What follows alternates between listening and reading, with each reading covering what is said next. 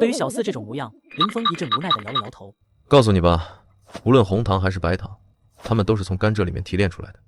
我们没有工坊，无法制作红糖，但是我们可以用现成的红糖从红糖中提炼白糖。什么？白糖竟然可以从红糖中提炼出来？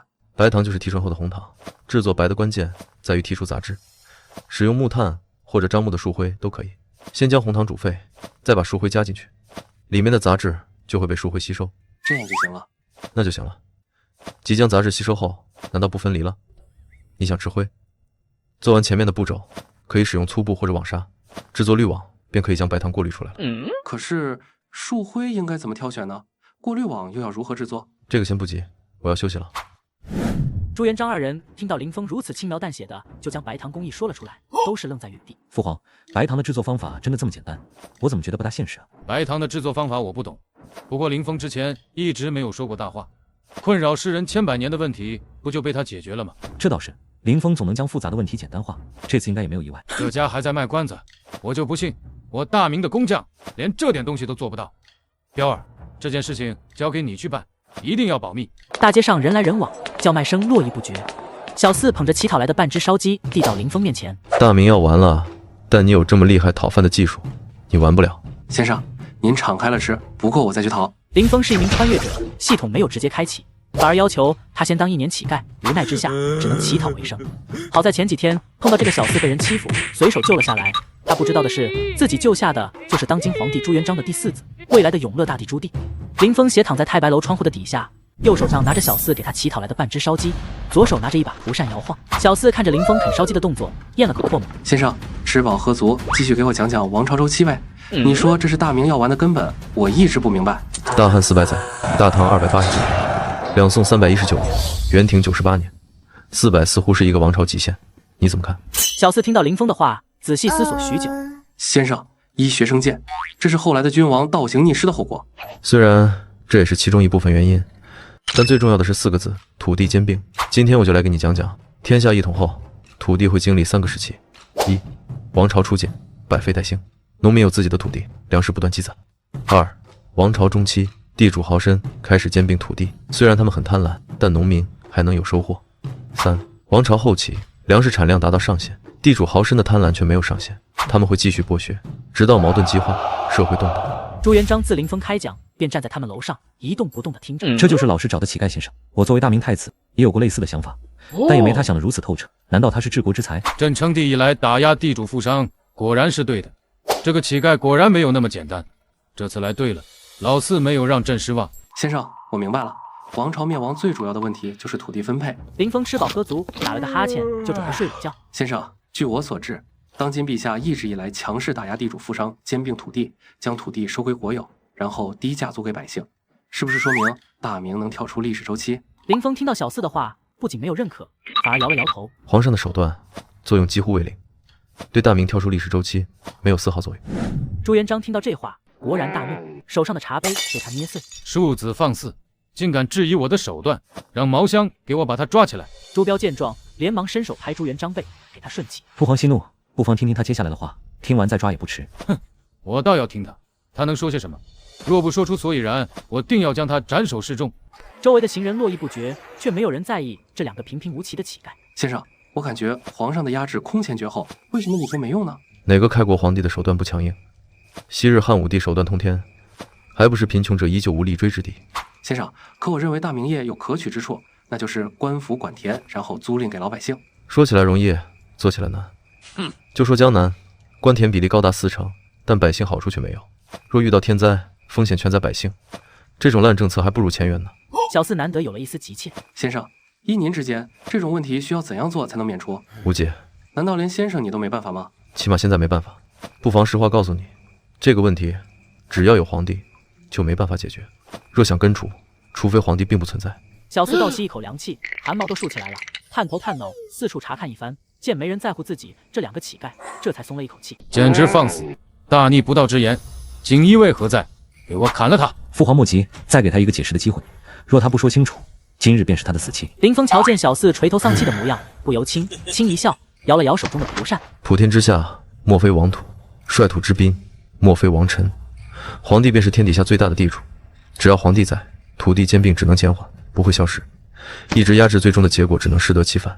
朱棣越听得双眼朦胧，一脸呆滞。小四，你说当今陛下治理贪污成效如何？小四听见林峰谈论自己父皇，连忙站了起来，对紫禁城方向抱拳作揖。我觉得皇帝陛下杀的还不够，若是全杀了，自然能解决贪污一事。你怎么就不明白贪官是杀不完的？陛下这样做只是在浪费时间。那先生，怎么才能将土地兼并控制好呢？这个事下次再说，我要睡了。朱元璋端坐龙椅，面色严肃，不怒自威。朕问你们，汉、唐、宋灭亡的原因是什么？胡惟庸、李善长、刘伯温三人面面相觑，都是一脸疑惑。朕不妨告诉你们，他们致亡于4个字：土地兼并。三人的脑袋飞速运转，想搞清楚自己这位陛下为什么会这样说。禀陛下，不能遏制土地兼并，是臣失职。臣请求陛下收回我的土地，分给百姓。胡惟庸、李善长听到这话，心中都骂了一句：真是老狐狸。林峰将小四送来的八菜一汤吃得干干净净，正靠着墙壁剔牙，无比惬意。小四在一旁看着，见林峰酒足饭饱，连忙端上漱口水。林先生，吃饱没？是不是到上课时间了？林峰漱口后打了一个饱嗝。小四，上次跟你说的土地兼并，你可想到什么对策？林先生，你知道的，我这人就喜欢舞刀弄棒，这种问题实在思考不来。好吧，其实所谓的兼并，说白了就是垄断，可以从2个方面来遏制。其一，将基本盘扩大，总数多了，分配不匀也不会太乱。其二，扶持新势力，对抗旧势力。若给你2个选择，一是开荒，2为扩张，你选哪个？我要扩张，我要杀光元贼。朱元璋和朱标2人依旧站在林峰头顶的包房中，站在窗户旁观察他们。好，不愧是朕的好儿子，对北元就应该赶尽杀绝。难道他所说对抗土地兼并的办法就是攻打北元？哪怕攻下了，就那贫瘠的土地还能种什么？对呀，这好像和土地兼并没关系。这该死的老四就知道东拉西扯，一点有用的话都不说。林峰对于小四这种动不动喊打喊杀的性格已经免疫，只是有些无奈。你脑子是不是没用？察合台、安南、倭国、东藩这么多好地方不选，你偏挑最贫瘠的北元。可是林先生，你说的这些也是典型的贫瘠之地啊。你懂什么？你可知道安南腹地粮食1年3季，东藩凤梨如蜜，察合台不仅有绿洲，水果更吃不尽。土地贫瘠只是皇帝陛下不敢攻打的借口。朱元璋一巴掌拍在窗户上，躲在旁边的锦衣卫瞬间看了过来，见他没有进一步指示，这才作罢。胡扯，这简直是胡扯！这天底下还有朕不敢打的地方？父皇，我算是看出来了，这林峰就是元贼的奸细。奸细？何以见得？父皇，他方才的话，明显就是要将大明拉入战争的泥潭，其心可诛。虽然不无道理，但他有这么蠢吗？小四看着林峰随意的坐子，思索许久，一脸疑惑。林先生，我听说目前只有元贼是大明死敌，其他国家只是皮险之计，将这些小国拿下，真能遏制兼并吗？没冲突，小国之外还有小国，想要基本盘稳固，就必须扩张。你不是对打仗十分感兴趣？我虽然对扩张感兴趣，但我也知道现在的大明分身乏术，根本没有充足的资源用来扩张。什么叫分身乏术？只是没有人想到办法罢了。我可以告诉你一个无比简单的办法，可以直接拿下高丽，干不干？林峰拿着一根吃剩下的骨头，在地上绘制出高丽的地图。小四看着林峰不用思考就能将高丽的地图完整绘制出来，双眸闪烁光芒，无比激动。如今徐达的30万大军很快就会撤回，只要稍加变道，就能将高丽拿下。先生可有什么攻打高丽的好办法？这条路线虽然看起来凶险，但只要按照我这条路线进攻，2万将士不虚1月就能将高丽拿下。朱元璋和朱标2人将上半身精力朝外探去，想要看清林峰绘制的进攻路线图，但却怎么都看不清。彪儿，你有没有看清林峰画的图？看不清，不过也不用想那么多，到时候让老四过来说下不就行了？就他那榆木脑袋，能不能听明白都另说呢。早知道就让刘伯温一起来了，以他的能力，肯定能看清听清的。小四听着林峰的讲述，宛若听天书一般，双眼朦胧，一脸迷糊。先生，你能不能再给我说一遍？我没听懂。这东西我只会讲1遍，不懂就抄下来自己研究。今天已经讲的足够多了，我累了，要休息了。林峰躺在地上，枕着手臂，缓缓闭上眼，睡得十分舒适。算了，林先生，你好好休息，我去乞讨了。1月1次的大朝会在今日召开，所有京官、勋贵以及皇室成员都要参加，除了朱标能站在朱元璋身侧外，其余皇子都是站在下方。禀陛下，高丽王派人送来文书，要求将铁岭卫收回，并索取铁岭以北之地，如若必然，将刀兵来犯。朝会众人听闻，都是勃然大怒。高丽简直狼子野心，竟然敢如此放肆！高丽的行为我早就看不惯了，陛下，臣请战，给高丽一个教训。站在前排的朱棣闻言，瞳孔微微一缩。难道凌先生早就知道高丽有不臣之心，这才将攻打高丽的策略交给我？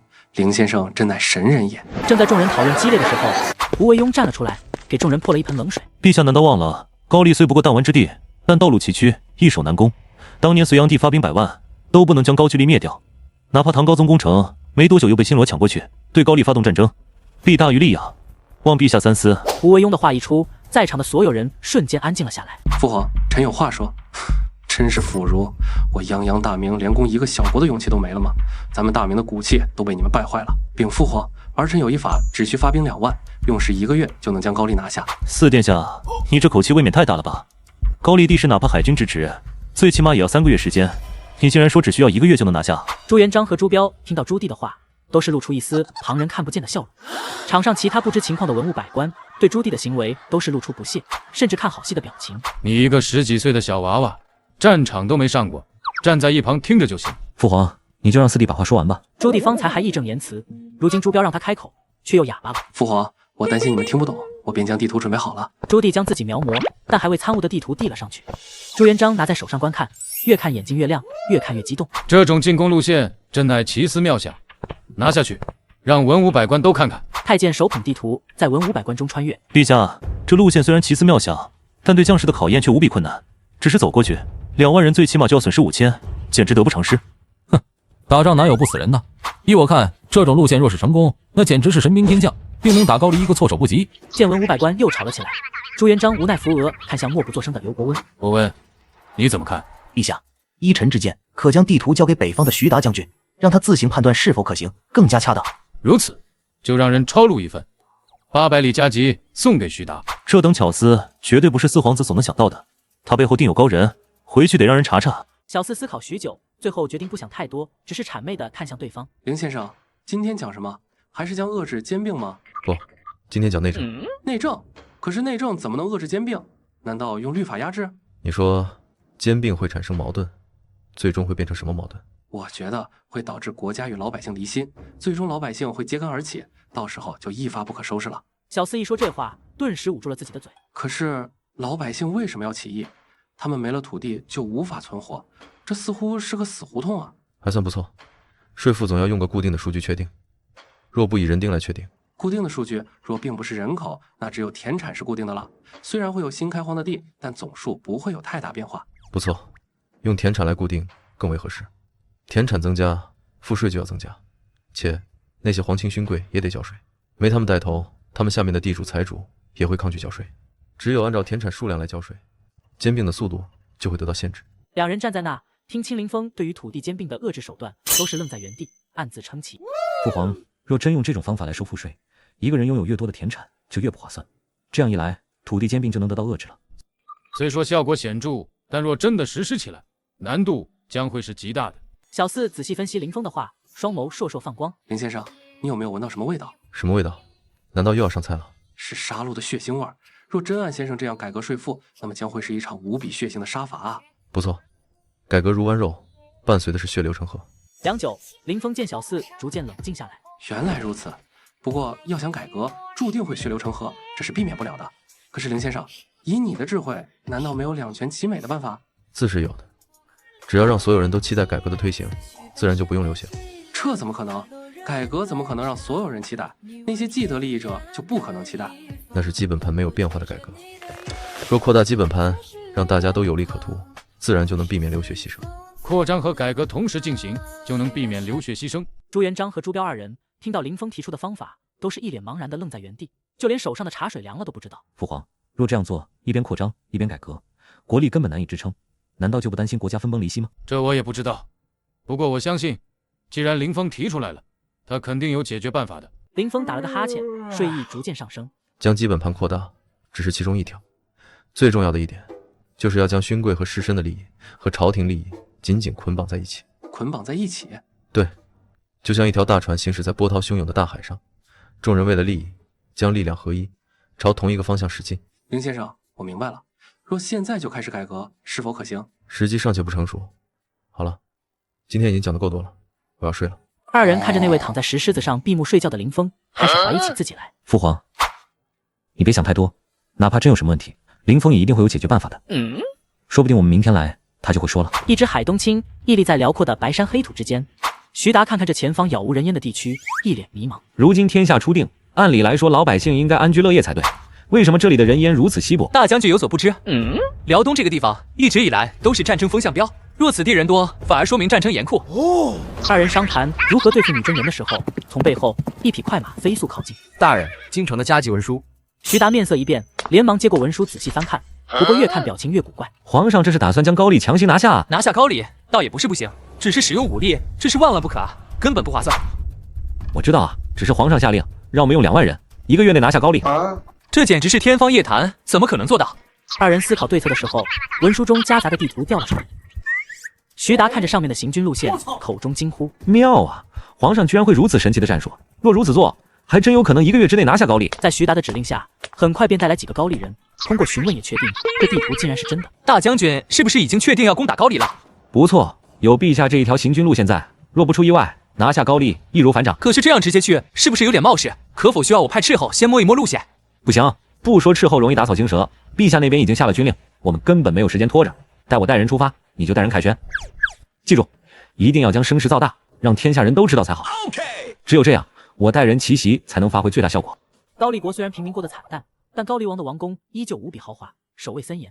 在如今的高丽国，掌握大权得到的依旧是现任高丽王以及崔莹这位清源派首脑掌握高丽核心权力。崔莹，你可知道，如今大元已灭，大明执掌中原，你不想和大明打好关系就算了，为什么还要送上那种国书？万一他们打来了怎么办？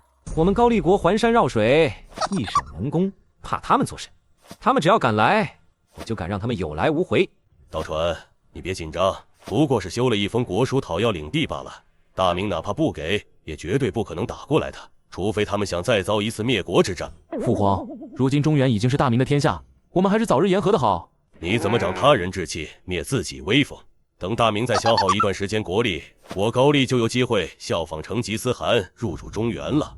经过近半个月的翻山越岭，徐达凭借林峰的那张路线图，终于带着2万战士绕开高丽国防线，抵达皇城门口。终于到皇城门口了，只是2万战士损失了3000，没战死沙场，反而死在路上，着实可惜。大人，只让我们一鼓作气拿下高丽，凭借着滔天的功劳，足以慰藉兄弟们的在天之灵了。传令下去，休整人马，等午夜月黑风高，攻城。徐达的人马趁着夜色发动进攻，高丽国都的这些人养尊处优惯了，碰到这种事情，象征性的反抗后便开成投降。高丽王，你好大的胆子，竟敢挑衅我大明天威，真不知道死字怎么写吗？禀天使，父王是受了崔莹这个小人蒙蔽，才会上那一道国书，还请天使明察。徐达对旁边的副官点了点头，副官上前一步：高丽国不遵王化，冒犯天威，奉天子命，将高丽王一族尽数缉拿至应天府，听候大明天子发落。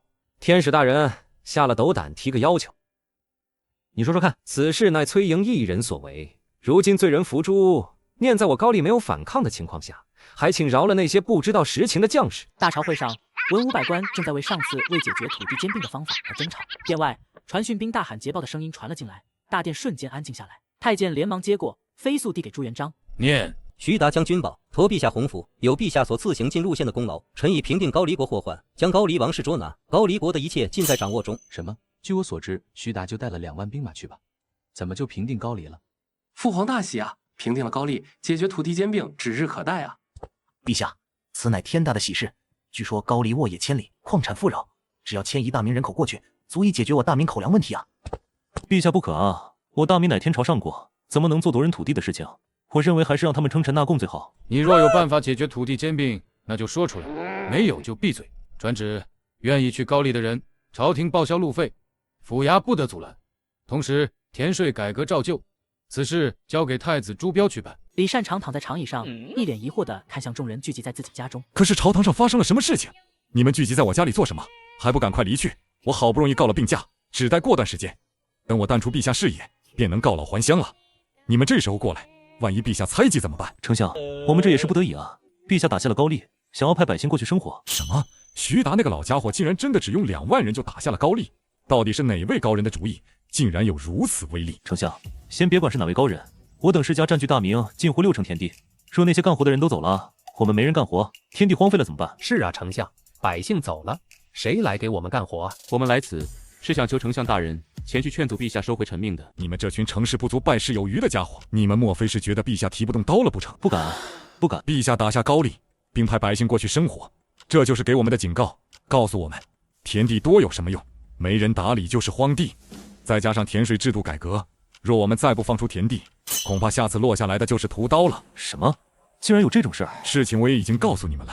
若还想着保住田产和佃农，就准备好迎接陛下的屠刀吧。你们都走吧，我还要休息。陛下这一石三鸟之计，简直打在我等门阀世家的七寸上了。一边是高丽国的土地，一边是悬在头上的铡刀，这计策真是高明，让我等汗颜。朱标看着手上锦衣卫传来的情报，赫然就是胡惟庸和数位家主在李善长府上的对话，眉头舒展，将手上的情报递给朱元璋。父皇，林先生打下高丽这一手高明之棋，竟然连李善长都难以接下。如今他们已经开始着手麦田议事，想必用不了多久，我们大明就能做到没有佃户，人人手上都有田产的壮举了。李善长不愧当了这么多年的丞相，是个识趣的，竟然知道我们打下高丽的真正意思。有他开口，那些门阀世家想必就会将重心放在高丽国，我大明百姓的生活将好上一个台阶。父皇，既然李善长如此识趣，那是否要放他一条生路？还不行，一定要确定我大明百姓真的过上了好日子，且那些门阀世家将压迫转移到其他国家，才会考虑放他们一马。这段时间勒住世家手上的缰绳，暂时还不能松懈，其他在出现他们替代品、出现新的权贵之前。朱元璋正坐在龙椅上批阅奏折，外面太监来报，马皇后驾到。马皇后一进来，将手上的糕点取出，送给朱元璋。陛下，最近这段时间，臣听闻你操劳过度，特地做了点点心来给你尝尝。朱元璋接过点心，轻咬一口，看见马皇后的表情，顿感头皮发麻。你还是叫我重八吧，有什么事直接问就是，别这样阴阳怪气的。重八，你老实告诉我，你每天带标儿出去到底在干什么？朱元璋听到这话，微微松了一口气，将旁边朱棣描摹的那张地图递给马皇后。你看看，这不是高丽的地图吗？你给我看这个干什么？没错，就是高丽地图。徐达就是靠它才拿下的高丽。马皇后将地图捧在手上端详许久，眼睛越看越亮。重八，这是谁想出来的策略？难道是你们每天出去见的那人？如果是烟花之女，你觉得她会有这样的见识和策略？没想到这个世上竟然还有比刘伯温还高的高人。我告诉你，朕每天合标出去是为了正事，只要朕将改革实施展开，大明至少能延续500年寿命。重八，你说的这个高人，我能不能也见一面？还是算了吧，以后有机会就带你去。一晃过了数日，又到了林峰讲课的日子。朱棣早早的就准备好饭菜，看着林峰吃饱喝足。凌先生，今天讲什么？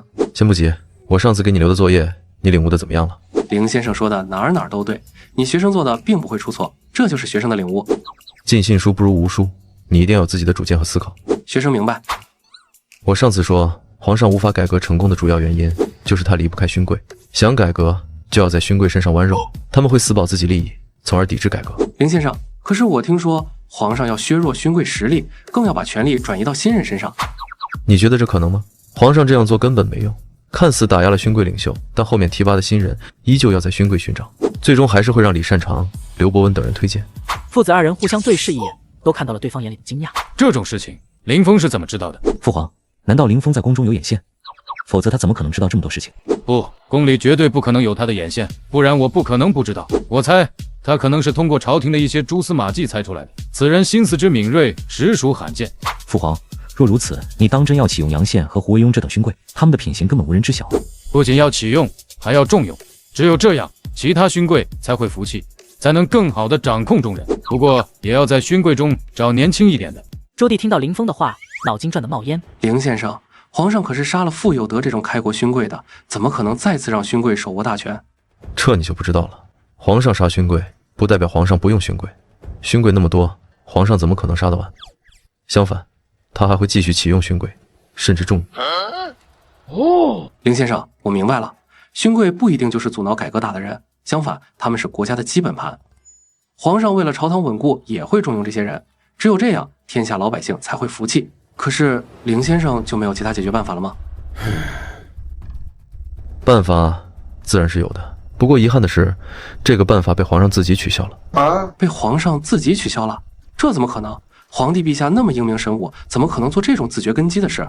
当年杨坚依靠士族得了天下，后来为了对抗士族，杨坚启动了一个方案。凌先生是说科举制，可是取消科举制，皇上也是有苦衷的啊。北方战乱不止，很多年轻人没有学习机会，若只在南方举行，依旧被门阀世家垄断，皇上不会满意这个结果的。朱元璋听到朱棣的话，满意的捏了捏胡须，点头。老大，看样子老四平日虽然贪玩，但也不是完全不理会朝政。那些勋贵都不明白我为什么取消科举，甚至在背后骂我。老四长大了啊，知道凡事不能只看表面。是啊，这样吧，以后就让老四跟着你处理一些杂事。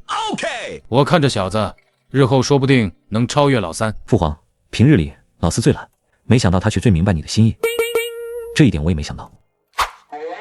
他认为朕把科举停了不对，但这样能有效压制南方士族。我准备过10年，等北方经济好起来了，读书人达到一定数量，再开科举，那样才能做到平衡。小四不甚同意林峰的意见，思考许久，最后一咬牙：林先生，我觉得皇上停止科举也是无奈之举啊。若真能招到有用之人，皇上怎么可能叫停？什么叫招不到有用之才？那不过是皇上无能的措辞罢了。听到这话，小四连忙上前做了个晋升的收拾。皇上，这是因噎废食，科举制度没有确定好，就一刀将科举切掉，这简直是任性的笑话。朱元璋一手拍在扶手，将扶手拍得裂开。哇呀呀！这小子莫不是不想活了，居然骂朕这个决定是笑话。他是皇帝还是我是皇帝？大言不惭，狂妄自大。父皇，这林峰简直欺人太甚，我看还是让锦衣卫将他拿下算了。算了，不用急于一时，先看他怎么解释。如若说不出所以然来，立刻拿下。朱棣听到林峰这毫不掩饰讽刺朱元璋决定的话，被吓得面色苍白。林先生慎言啊，皇上废除科举，定然知道其中要害的，他是实在没有其他办法才为之啊。真的没有其他办法？林先生，你可是有解决的妙计。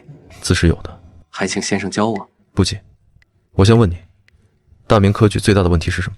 若我猜的不错，应该是不公平。招来的考生虽然来自天南海北，最后的结果依旧会是江南贵族垄断。若想北方人科举出头，依我看，最起码要10年休养生息的时间。所以说，强烈追求公平在误导你们。世界上只有相对公平，哪里有绝对公平？公平就是导致效率被破坏的罪魁祸首。朱元璋被林峰的话给说得一愣一愣的待在原地。效率被公平破坏，我开创大明想的就是建立一个公平的朝代，没想到为了此事，竟然牺牲了行政和效率。他说的都对，公平和效率对立，某些时候为了达到效率，不得已的情况下需要放弃公平。可是父皇，您一直以来追求的不都是公平和效率吗？公平和效率如鱼和熊掌，不可兼得啊。旁边的人人来人往，但对于坐在酒楼门口下面的梁乞丐，都是视而不见。林先生难道真的要为了所谓的效率而放弃公平吗？放弃的只是绝对公平，相对公平依旧存在。比如南北科举不是存在很大差异吗？那为什么不将南北分开，分别举行科举，以任为干预，将南北科举控制在一个合理范围？南北分开科举？对，科举前可以将名额确定下来，如果总人数100，可以按4-6的比例取士，北4南6也可以分得更细致。照这样进行取士，不就靠科一确保从各个地方都能选拔人才吗？可是这样是不是不太好？若有人专门跑到名额多的地方参加科举呢？你这是将户部做摆设吗？凡参加科举之人，必须在自己的户籍地报名。想作弊，哪有那么简单？但这样取士的话，北方那些饭都吃不饱的地方，强行给名额，真的能取到合适的人？你还是没搞清楚相对公平。不过这是下一个问题，现在还不是讨论的时候。朱元璋听到林峰的话，激动的直拍大腿。南北分开，这样的办法朕怎么想不到呢？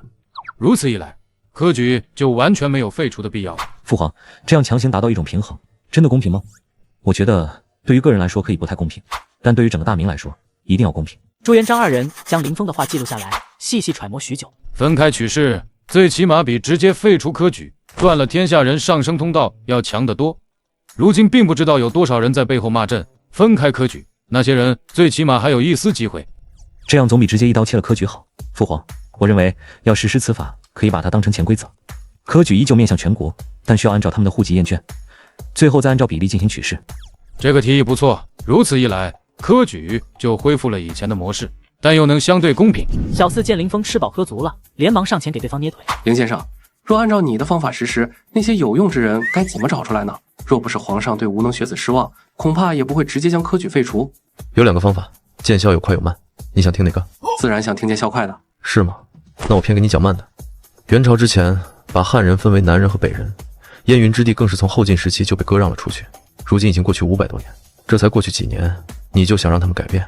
林先生说的太对了，北方文脉严重丧失，哪怕皇上有意扶持，科举也很难兴起。朱标听到林峰谈论南北汉人的分别，眼神逐渐凌厉。父皇，依儿臣看，北方汉人已经到了非常危险的程度，若不加强统治，可能会倒向胡人。你在胡说什么？北方那些汉人绝对不会倒向胡人的，他们才是真正的受害者。不要因为他们曾被胡人统治，就怀疑他们的忠心。父皇，是儿臣失言了。北方汉人的事情，儿臣不是很了解，我这也是心急才说出这样的话，请父皇恕罪。路上的行人人来人往，朱棣则像泄了气的皮球一般瘫坐在地。林先生，我觉得若是想从北方找到真正科举人才，还需要更长时间。刚才我说的10几年都是往快里说的，若是普及儒学，少说也得50年。不错，之前你太盲目乐观了。北方无论是经济还是教育，想要提升，至少需要50年时间。当然，还可以选择一些捷径。经济发展还有捷径，可以将南方人迁移到北方去，亦或者迁都。只不过不管用什么办法，都需要有一个漫长的过程，这是最稳健也是最慢的办法。林先生，大明有迁都的可能吗？能不能跟我说详细点？现在还不是时机，时机到了自然会告诉你。至于捷径，那就是倒推。倒推？科举的目的并不就是为皇上选取能治理朝政打的人才吗？科举不通，但科举的人才直接用就行，比如官府中的那些师爷，各顶各的人才。这些师爷不过是县令打的助手，个个粗鄙不堪，当师爷还行，怎么可能当官？你一个乞丐竟然瞧不起师爷？林先生，对不起，是我失言了。我只是觉得他们没有功名，若当官，老百姓会不服。这还不简单，朝廷可以下旨让他们上京科考，朝廷报销费用，他们怎么可能拒绝？如此一来，朝廷不就能缓解人才问题？只不过这个方法不长久，若想选出治国大才，还需要进行科举改革。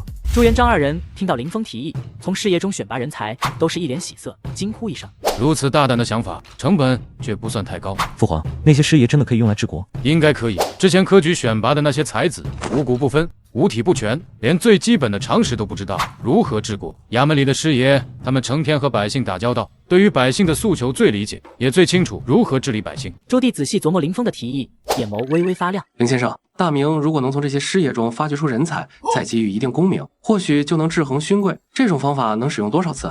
你竟然知道这个方法有次数限制？这种方法最多能使用3次，3次过后就要停止。那3次之后呢？回归原状？怎么可能回归以往？我且问你，现在科举有几种？2种，文士和武士。你难道忘了当年宋徽宗独创了一门科举画室，用来挑选民间绘画人才？著名的《清明上河图》就是这个时候的产物。竟然还有这种事，也难怪他会亡国。大明不能如此。林先生，你不会赞同宋徽宗的做法吧？不，我觉得宋徽宗做的还不够，大明应该将它发扬光大才对。简直岂有此理！若这样做，大明的科举岂不是要变成卷拔玩乐之人？简直是毁坏我大明根基！父皇，这家伙的狐狸尾巴露出来了，他就是蓄意破坏大明，应该将他直接拿下。不用着急，老四是个识大体的人，一定会揭穿林峰真面目的。我更担心老四，他有可能已经被林峰迷了心智。朱棣的表情逐渐收敛，对于林峰那股无脑信任逐渐崩塌，取而代之的是不解和恼怒。你刚才说的话赶快收回吧，如果一旦传开，这就是诛九族的大罪。我说的话有什么问题？宋徽宗是个昏君不错，但不代表他做的所有事都是错的。小四见自己似乎误会了林峰的意思，有点不好意思。你说将宋徽宗的话术发扬光大，到底是什么意思？我有时候真怀疑，你的脑子是不是真就一根筋？发扬光大的意思是，朝廷缺什么样的人才，就选拔什么样的人才就行。指导老百姓种地，最起码要懂农耕吧？给朝廷做预算开支，起码要知经济小账目吧？你想要招什么样的人，在这方面直接开展科考不就行了？对于林峰这大喘气式的说话方式，二人都是十分无语。唯一欣慰的是朱棣没有被林峰完全迷惑。这样看来，老四的确是个懂大局的，还算不错。既然如此，那就开始需要朝廷需要的各方面人才，通过科举取士。父皇，真的可以这样？这虽然看似简单，做起来还很难的。以前的学习项目都是4书5经，现在要根据具体情况出题，要麻烦无数倍。彪儿，你要知道，你只需要抛出问题，剩下的交给下面的人去做。你等着看结果，把握方向就行。朱棣搞明白林峰的意思，对于自己方才的误会感到十分羞愧，连忙对林峰鞠躬道歉。林先生，这么多科该怎么进行名次评定呢？你还是没有摆脱固定思维。科考为什么非要一起排定名次？每一种科考单独列个排名不就行了？朝会上，文武百官分开站立，互相窃窃私语。陛下，臣要咱钦天监一本。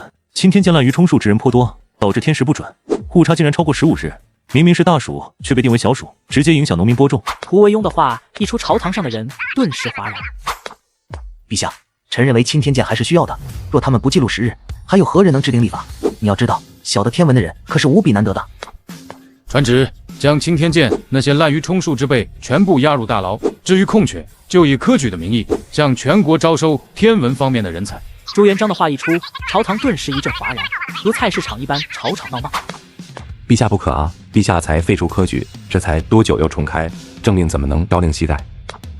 陛下，科举年初才宣布停止，现在重启，老百姓会不会对朝廷失去信任啊？失信于民，我看将科举停止才会失信于民吧。才停半年，不知道多少士人在背后骂朕。如果长期停滞，天下人岂不要对朕失望？换句话说，如今朝廷急需人才，若再不抓紧招揽，朝廷可能就会如青天剑一般，滥竽充数之人越来越多。你们可有人懂历法天文，孰轻孰重？你们应该懂吧？朱棣如往常一般，将准备好的饭菜递给林峰。林先生，若依你看，科举会不会马上实施？若这样，天下人会不会认为朝廷朝令夕改？会，也不会。林先生，这话是什么意思？如若朝廷按照之前的科举进行，天下人会觉得是朝令夕改。但这次的科举若是完全变样，比如天文科举、文史科举、算术科举，那之前停止科举就是为了改革。朝廷在下一盘大棋，所有人都能谅解。林先生真是大才啊！如此一来，天下人定然会认为之前叫停科举为的就是改革。王一坐在树荫下，一手拿着青天剑下发的时刻表，一手拿着自己根据经验排不出来的节气表，二者相差的时间竟然超过15日，让他眉头紧锁。青天剑是怎么回事？现在的节气怎么越来越不准了？如今都已经是大暑了，历法上怎么还是小暑？误差超过了15日，这让农民怎么耕种，粮食怎么丰收？青天剑那些世袭的家伙真是酒囊饭袋，误国啊！王兄弟，多亏了你，若不是你提醒我历法有误，提前播种，我的田今年可就荒废了。都怪我误信了朝廷下放的历法，早知道就相信王兄弟你了，早半个月播种，不然也不至于荒废农田了，粮食减产这么多了。王一安慰农民的同时，一脸苦闷。正当这时，远处一道声音传来：“王兄，大喜事啊！”有兄，什么事让你这么高兴？王兄弟这段时间一直待在田里，有所不知，朝廷下了文书，要重开科举了。朝廷怎么能这样？年初才禁止科举，怎么又重开？这等朝令夕改，非声明朝廷了。王兄弟慎言，诽谤朝廷那是死罪啊！王兄弟，你这次可是误会朝廷了。如今重开科举，可不是之前只考四书五经圣人之言，而是网罗各方面人才。就比如半个月后的农耕科考，就是招收知晓节气运转、会下田农耕的人才，其中农耕状元更是可以直接进入青天剑下属部门，主管农耕事宜。刘府的话一出，不仅是王一，就连正在地里干活的农民都是抬起头来。有兄，你说的可是真的？朝廷真的开了农耕科举？王兄弟，朝廷已经张贴了榜文，怎么可能有假？之前朝廷禁止科举，想必就是为了这事，你错怪朝廷了啊！王兄弟，恭喜恭喜！一直以来，我们村依靠你的解气知识，这次保住了收成，可其他村却不知道了。若是你考上状元，前往青天监主管农耕，对于我们这些靠天吃饭的农民来说，可是天大的好事啊！王兄弟，你既然有这等学识，何不去试试？你若成功，那是整个大明之福啊！干完活，王一便马不停蹄地回家收拾东西。他所要做的事，也是一传十，十传百。王兄弟，这里面是一些干粮和我们凑的路费，你拿着，希望你能考上，让我们农民彻底摆脱解气阻碍。经过数日的跋涉，王一终于抵达应天府，一眼就看见排成长龙报名考农耕科举的人群，其中许多都是一身绫罗绸缎，皮肤白皙，一看就没下地过的公子。王一忐忑地坐在考场上，心中害怕这又是自己的一场梦，直到看见试题内容，这才流下激动的泪水。试卷和考试名字一样，全都是考核对于农耕的核心知识。皇帝陛下圣明了，我的一身学识终于有用武之地了，我一定会不耗天时，梳理农耕，让收成稳定，让百姓不再饿肚子。这次大朝会上，许多文官都是面带愁容，反观工部和户部都是喜笑颜开。禀陛下，如今农耕科举已经结束，农耕状元名为王一，他一入青天监便修改节气历法，将天时补齐，实乃大明幸事啊！恭喜陛下，贺喜陛下，此乃大明之幸。刘伯温的话一出，在场的所有人都是震惊异常。父皇，老四提出的这个办法好啊，只是一次农耕科举，不仅挽回了历法越偏越远的趋势，更是振奋人心，将取消科举的弊端一次性抹除。陛下，臣有本奏，我工部执掌天下制造，如今门下人丁稀薄，恳请陛下开展一次科举，招收会工艺锻造的人才。陛下，大明国力渐长，我户部需要核算的数据愈发多了起来，恳请陛下展开一次招收精通算术一道的人才，为我户部使用。哈哈，既然众爱卿愿意，那就准奏。具体事宜交给太子，由太子全权把握。如往常一般，小四带了几只烧鸡来给林峰。林先生，快来尝尝这家的秘制烧鸡，我讨了好久才讨到的。林峰吃了一口，眉头缓缓皱了起来。先生，你这是怎么了？可是烧鸡有问题？问题是没有，就是这味道。林先生，这可是秘制烧鸡，据说光是糖就放了很多，岂能不好吃？我说为什么有苦味呢？原来是放了糖。算了，为了日后的生活，小四，我来给你说说白糖的提炼方法。周帝听到林峰竟然还会制白糖，整个人都肉眼可见的兴奋了起来。林先生，据我所知，制作白糖所浪费的粮食会很多，据说1斤白糖就需要10两银子，是红糖价格的100倍，就连皇室也是用的红糖。你说的那是另一种白糖，我现在要跟你说的是从红糖中提炼出来的白糖。虽然价格依旧比红糖贵，但比现在的白糖便宜到不知道哪里去了。林先生，你快给我讲讲。看在烧鸡的份上，我教给你一个既简便又节省成本的方法。能有多简便？比烧鸡还要简单，只需要5道工序，是现在红糖的5倍成本。朱元璋听到林峰说成本只是红糖的5倍，瞪大了双眼。彪儿，你听没听见？白糖的成本是红糖的5倍，而不是50倍。父皇，你听得没错，他是说只有红糖的5倍。只不过我认为这天底下怎么可能有这等好事？如成本这么低，前朝的贵族怎么可能去挣白糖？先别急，看看林峰是什么办法。若他所言为真，不仅能为我们充实国库，老百姓的生活质量将实打实的上一个台阶。父皇说的对，若他说的是真的，那我们大明国库充盈后，无论是修水渠还是发军饷，都会无比轻松。小四，我问你，红糖和白糖有什么相同点？它们都是糖，都是甜的。这还用你说？林先生，我只会吃，哪里知道什么相同点啊？对于小四这种模样，林峰一阵无奈地摇了摇头。告诉你吧，无论红糖还是白糖，它们都是从甘蔗里面提炼出来的。我们没有工坊，无法制作红糖，但是我们可以用现成的红糖从红糖中提炼白糖。什么？白糖竟然可以从红糖中提炼出来？白糖就是提纯后的红糖，制作白的关键在于提出杂质，使用木炭或者樟木的树灰都可以。先将红糖煮沸，再把树灰加进去，里面的杂质就会被树灰吸收，这样就行了。那就行了。即将杂质吸收后，难道不分离了？你想吃灰？做完前面的步骤，可以使用粗布或者网纱制作滤网，便可以将白糖过滤出来了。可是树灰应该怎么挑选呢？过滤网又要如何制作？这个先不急，我要休息了。朱元璋二人听到林峰如此轻描淡写的就将白糖工艺说了出来，都是愣在原地。父皇，白糖的制作方法真的这么简单？我怎么觉得不大现实啊？白糖的制作方法我不懂，不过林峰之前一直没有说过大话，困扰世人千百年的问题不就被他解决了吗？这倒是，林峰总能将复杂的问题简单化，这次应该也没有意外。这家还在卖关子，我就不信我大明的工匠连这点东西都做不到。彪儿，这件事情交给你去办，一定要保密。周帝在得知白糖的制作方法后，便马不停蹄的来告知朱元璋二人。朱标召集20多名制糖工匠，经过半个月的努力，终于制作出第一批白糖。他则是带了一盒，匆忙来到御书房找朱元璋。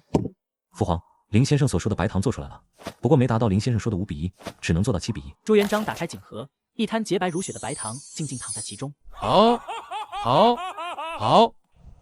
甜味纯净，无苦味，是极品。二人欢喜的时候，马皇后拎着糕点从外面走了进来。你们父子2个在笑什么呢？我给你们做了点糕点，你快来尝尝。妹子，先别急，我给你看个宝贝。崇爸，你怎么了？你可知道制作白糖需要耗费多少粮食？我知道。那你还让他们上供白糖，而且是这个品质的白糖，你可知道光是这一小盒所耗费的粮食就够一个5口之家吃半个月。妹子，你别急，这白糖可不是粮食做的。彪儿，你快给你母后解释解释。母后，你别激动，这白糖真不是用粮食做的。那彪儿，你说这是用什么做的？是红糖。红糖？那苦涩的红糖能做出这种品质的白糖？你没骗我。哪能骗母后你呢？等产量上来了，我就带你去看看。这还差不多，若真不是用粮食做的，等产量多了给我送点，我有好几个糕点需要白糖。目送马皇后离开，朱元璋二人才松了一口气。白糖的事情你要抓紧，等产量差不多了就开始上市出售，一定要在那些世家身上挖出一块肉来。如今历法才更改不久，今年的产量肯定不高，需要这一笔钱财来赈灾。自从朱标将白糖做出来，产量逐渐提高后，凭借白糖，朱标在那些世家身上狠狠赚了一笔。随后在朱元璋的默许下，疯狂压制白糖价格。如今的白糖价格只比红糖贵了几倍，比之前的白糖便宜了20倍不止。小四笑嘻嘻的将手上白糖制作的烧鹅递给林峰。林先生，你尝尝最新的烧鹅，我可是花了好大功夫才讨来的。林先生，你有没有就觉得今年的气候有点反常啊？我们的世界每过几百年就会经历一次长时间的严寒，我称呼为冰河期，就是大型的气候变化罢了。冰河期？难道整个世界会经历上百年的冬天？这跟世界末日有什么区别？没有这么夸张，只是夏天没那么热，冬天将会更冷罢了。中原大象就是因为这个愿意灭绝的。朱元璋二人听到林峰说的冰河期，都是双眼猩红，他们都明白这意味着什么。冰河期，华夏历史上每一次朝代更替都和冰河期有关吗？到底是巧合还是必然呢？父皇，我觉得这不像一种巧合。正所谓民以食为天，一个冰河期的到来可以直接决定老百姓的收成。他们将一切怪罪在皇帝和朝廷，但皇帝面对此等天灾，又能有什么办法呢？朕想到了一个问题，元朝那时候应该正处在冰河期，算是间接帮助我们将元朝灭掉了。冰河期灭掉元朝，但如今冰河期已经结束，大明一定会蒸蒸日上，更加温暖的。林峰吃饱喝足，长长打了一个饱嗝。你刚才说的大明开国意味着冰河期的结束，这个结论是完全错误的。林先生，你的意思是说，大明哪怕开国了，冰河期也没结束，还会持续一段时间？不错，冰河期的持续时间会比以往更长，它会持续到大明开国和灭国。大明得国之政远不是其他朝代能比拟的，上天会对大明眷顾，大明建国了，冰河期就会结束。真是蠢货，我之前跟你说的话就忘了，冰河期的存在和德国政与否没有关系。林先生教训的对，上天是一视同仁的，王朝覆灭和冰河期无关。随着大明的开国，冰河期逐渐进入最严重的阶段，今年只是开始，且后面的气候会愈发恶劣。朱元璋二人听到林峰的话，都是眉头紧锁，手上的水杯掉在地上摔得粉碎。什么？大明的冰河期竟然会存在很长时间，而今年只是开始，后面会更加恶劣。老大，我们朱家任重而道远啊，这个难题我们一定要克服，不能被他吓到。父皇说的都对，元朝在这件事件上已经得到了深刻教训，我们必定不能重蹈他们的覆辙。可是父皇，上天对咱们朱家也太不公平了吧？老大，一定要相信，上天是公平的，危机中一定会有转机。我相信林峰，他一定会有解决办法的。听到林峰说的冰河期危害，小四的面色苍白。林先生，这冰河期就这么可怕吗？你只看见了它的坏处，忽略了它的好处。冰河期还有好处？难道它能让大明的粮食增产不成？你别说啊，冰河期对于粮食的影响，对大明来说是有好处的。你不是说冰河期的到来，所有的粮食都会减产吗？为什么还会有好处？冰河期冷的地方更冷，那么北方呢？因为冰河期的到来，南方的粮食产量将会比北方多，大明北伐成功就是这个原因。一些原本不适合耕作的地方，因为冰河期的到来，反而适合耕作了。冰河期的到来，所有地方的气温不都会降低吗？随着冰河期的变化，最适合耕种的位置其实是关中和中原一带，之后温度继续下降，耕种的地方转移到江南地区，还有西南一带。林先生，你画的这个大地图，我可不可以描摹下来？林先生，除了这些地方，可还有其他适合耕种的地方？其他的地方就要靠你自己推测了。不过看在烤鸭的份上，我给你推荐一个地方，那就是百越，那里的水稻可以1年3熟，乃至于4熟。二人本还在忧愁冰河期到来，大明该如何度过。冰河期的到来对大明竟然有益，没想到南越这个地方竟然比中原还要富饶。若真如此，不管付出多少代价，都要将南越拿下。父皇，这怎么可能？一直以来南越都是瘴气丛生，绝对不可能有1年3季的水稻，不然的话，南越怎么没有崛起？朱元璋看着朱标不相信，轻轻抿了一口茶水。秦汉时期，江南也是瘴气之地，现在不也成为大明最富饶的地方了吗？唐末南越就适合耕种了，宋朝更是南越的手下败将，元朝5次攻打才将南越拿下，这还不能说明问题吗？父皇，儿臣受教了。小四看着打着哈欠的林峰，面色一变。林先生，按照那你说的意思，冰河期会一直持续下去，到底什么时候能结束呢？冰河期持续多久，取决于大明存在的时间长短，这个时间我不会透露的。不过我可以告诉你们，冰河期至少还会持续500年。什么？还会持续500年？这对于大明来说可是无比巨大的考验。我们该怎么预防冰河期的危害呢？500年，还是想想怎么度过眼前的20年吧。什么？大明难道连20年的时间都难以度过吗？我可没说大明再过20年就会灭亡。我的意思是，这20年时间，大明会死很多人，必须出手防止才行。林先生，你说这20年大明会死很多人，他们为什么会死？你说老百姓最需要什么？粮食。除了粮食呢？衣食住行除了粮食，那么就是衣服了。不错，就是衣服。以前的冬天，百姓凭借单薄的衣服就可以过去，但再过几年就不行了。朱元璋二人听到林峰说的，都是打了个寒颤，面色无比沉重。严寒，冻死很多人，这一定不行。林峰的话应该是对的，几年过后，很多地方都会发生冻死人的情况。父皇，元朝时期不是一样发生冻死人的情况吗？咱们准备更多的稻草就没事了吗？你真的以为凭借一些的稻草就可以抵抗严寒吗？稻草对于一般的严寒虽然的确有作用，但真正的严寒根本无力。你从小到大都是丝绸，哪里体验过冰天雪地的寒冷？父皇，刚才是儿臣失言。不过大明应该如何控制着即将到来的严寒呢？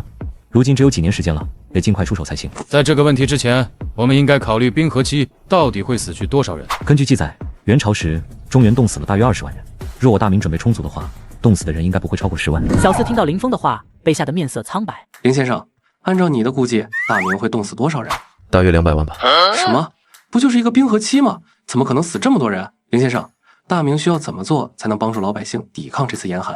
你说，什么样的衣服抵御严寒的效果最好？丝绸、球衣、稻草、粗布。你难道忘了棉花？棉花虽可以用来观赏，但它最大的用处则是用来保暖。你若不信，可以将棉花塞进丝绸。两人听到林峰提起棉花，都是恍然大悟。对啊，朕怎么没想到棉花做的衣服，朕还见过呢。父皇，你见到过棉花做的衣服？当年朕还是吴王，接见福建一带的士族，他们便穿了棉花制作的衣服。可是，父皇，棉花虽然有抵御严寒的效果，但它的价值是丝绸的3倍，该怎么可及？小四见林峰提起棉花，猛然一拍脑门。对啊，所谓物以稀为贵，现在的棉花价格昂贵，是因为棉花太少了。若是大面积种植棉花，价格定然会飞速下降，直到老百姓都穿得起。小四，就算你有这样的办法能解决问题，但你有办法直达天庭吗？林先生，当今皇上是一个为百姓着想的人，他一定会带领大明度过这次灾难的。林先生，棉花哪怕可以推广，但是大明幅员辽阔，哪里才是最适合种植棉花的地方？这个问题我刚才不是已经回答你了吗？回答了，林先生可否说清楚点？今天给你讲的东西，回去多思考思考。我要休息了。朱标将这段时间白糖工坊的产量情况写了一份奏书，交到朱元璋手上。父皇，如今白糖的制作方法已经成熟，更是将成本压制到了红糖的5倍。好，彪儿，这次你是大功一件了。等时机成熟，就好好收割那些门阀一笔。都是林先生教的好，这件事情我已经安排下去了。若操作得当，1年可以为国库增加65万两白银的收入。又是一度的大朝会，各个官员脸上都是洋溢着笑容。启禀陛下，由于今年农耕状元王一修改历法，百姓不受天时胁迫，粮食税收高达1500担，比去年整整高了400担。什么？今年的粮食税收竟然比去年高了这么多？这真是铁我大明。那关中的税收呢？是你不知道怎么说，还是没胆子说？随着朱元璋的一句话，方才还吵吵闹闹的朝堂顿时安静下来。北方老百姓的生活，朕都一直在想办法改善。你这个户部尚书却是不闻不问，是不是故意想嫌弃北方造反？臣，北方的耕种前些年还好，臣不知啊。朱棣见此，上前一步。父皇，臣有话说，北方收成减少，也不能全怪户部尚书不管不问。朱棣将从林峰那听来关于最佳耕地路线南移的事情全部讲了一遍。陛下，臣认为四皇子殿下说得对。既然老四给你求情，那我就饶你一命。现在命你数着这南移的耕种最佳路线，为大明开垦出更多良田出来。臣领旨。不过陛下，开辟新田所需人力巨大，臣那就将之前的囚犯都集中起来，让他们去开辟良田。另外还有那些贱籍人员，若想翻身，也让他们去开荒。父皇，儿臣有事启奏。说。父皇，正如四弟所言，冰河期持续，温度会逐渐下降，百姓衣不蔽体，难以存活。儿臣斗胆，请那些开荒出来的土地，种上这等棉花，用来纺织，抵御严寒。准。种棉花一事，你亲自去办。棉花种子的钱从内淌出。大朝会期间，朱棣提出的冰河期理论受到朱元璋的夸奖，让他十分兴奋。如今也没到林峰讲课的日子，他便想着找几个人给自己制点白糖尝尝。四殿下，按照你的吩咐，红糖已经采购回来了。这段时间红糖生意真紧俏，我都等了许久才买到。好，你就放在那里吧，然后给我找几个制糖工匠过来。这有什么话就直说。四殿下，不知道为什么现在的京城就找不到一个制糖工匠了。什么？一个都没了？太监离开，刚走到大门，就看见一位浑身戾气的僧人站在那里。贫僧道衍，受师叔指点，出山投奔殿下。正愁没有制糖工匠，你既然是和尚，想必会炼丹，你来帮我制糖吧，我可馋得慌。胡惟庸几人开完朝会，便马不停蹄地在李善长府上集合。你们怎么来了？算了，都坐吧。在李善长的示意下，下人给每个人都沏上了一壶糖水，旁边还有一碟糕点，上撒着洁白的白糖。丞相，这可是京城最近流行的白糖，没有一丝苦涩，堪称极品。不错，正是京城最近盛行的白糖，就这么一点就花了我200两白银，简直可恨。丞相，竟然还有这种事，一定是白糖有问题，我这就带人将店铺抄了，献给丞相。你莫不是蠢？陛下最恨浪费粮食，如今京城堂而皇之的开了这么一家白糖铺子，背后肯定是站着皇帝陛下。丞相，那我们该怎么办？陛下开糖铺，想必是缺钱，但又没理由开口。我们做臣子的自然要为陛下分忧，你们多光顾一下就行。虽然这个白糖贵，但我们最不缺的就是钱。陛下开心了，我们自然就不要提心吊胆。玉兴本是南方一处小县的县令，因为其本人算账精明，且不和其他官员同流合污，以至于为官20年，依旧是个县令。账房，今年是怎么回事？如今没有兵荒马乱，朝廷更是打压士族，换了税制度，怎么粮田减少了这么多？老爷，你是不知道啊，那些士族的人不敢明面上和朝廷对着干，但是他们敢暗地里使绊子啊。很多分了田地的农民都无缘无故摔断了腿，简直放肆！这些人的眼里还有没有王法了？老爷，外面怎么了？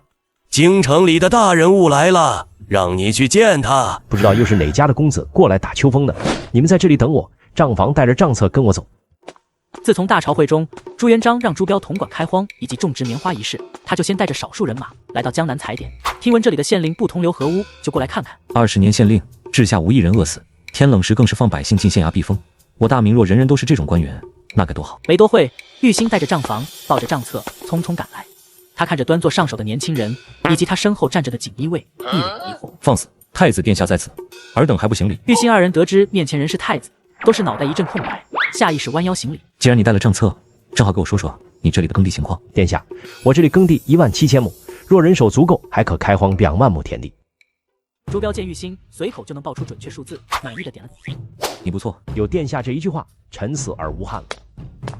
如今朝廷科举改革不久，人才还在选拔，但如今天气渐冷，百姓衣不蔽体，难以过冬。是啊，哪怕我将衙门让出来，能救的百姓也不过是杯水车薪。如今朝廷已经找到能让百姓过冬的植物。殿下可是说这棉花不错？如今棉花种子不多，我准备在你治下设定试点，若能成功，便推广全国。你可愿意为天下人接下这个重担？玉兴听到朝廷没有放任老百姓自生自灭，更是给他们带来了过冬的希望，顿时痛哭流涕，老泪纵横。臣玉兴愿为大明肝脑涂地。